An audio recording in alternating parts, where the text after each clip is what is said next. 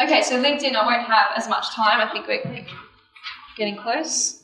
Okay, so LinkedIn has a lot of users. I actually sat down with one of the staff from LinkedIn 2 days ago. So I spoke to her about the different accounts on LinkedIn. So if you do want to know on a personal, professional level about LinkedIn profile accounts, we'll be doing a post about that on LinkedIn. So if you want to see what differences are between upgraded accounts, like for example, there's 4 different types of accounts for LinkedIn. So if you want to learn more on a personal level, I'll be writing a post about that. I'm asking you to upgrade.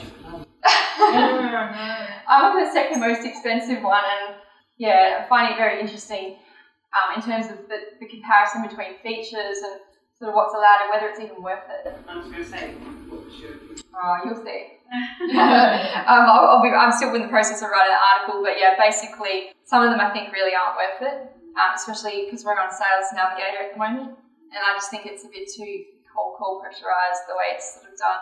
But there is a Business Plus one, which is like the previous premium, because they only had 1 upgrade before, now they've got 4. There's like a recruitment one, there's job seeking, there's so many different kinds, so definitely watch out for that. So moving on, in terms of LinkedIn, in terms of your profile, it is important. People think, oh, it's just about having the organisational page on LinkedIn. It's not, because everyone that works for your organisation is representing you, and you get much more visibility through those personal profiles than just your page. So if everyone in your, in your council has a good profile page, they've got good representation, they show, good engagement there and building networks, it can be very positive for you.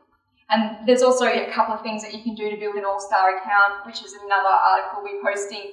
But basically, you want to get recommendations, you want to engage, you want to have good content on there, all the practices that Ali talked about, and the labelling of your page to ensure that you get found. I can't spend too much more time on that, sorry. This is just my account. The one tip that I will give you with your personal LinkedIn is have a custom URL to make sure that you go in there and you change that to actually be your name. If you don't change it, it's going to have all like numbers and stuff in it. It's going to be hard to remember. So if you have something easy to remember like that, you can put it on your business cards, you can put it on your email signature.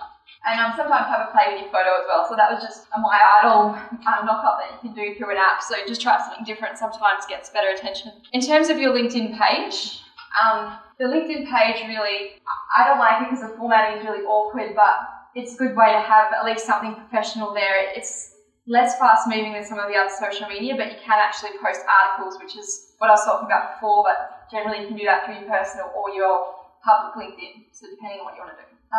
The main thing that you want to do is you want to make sure that you have a unique selling proposition. Even if you're not selling something, you want to sell your personality, your benefits of living in your area, whatever it is, you want to get that across. You want to make sure that you have details about your history, and you want to make sure your culture and your marketing is consistent across all social media.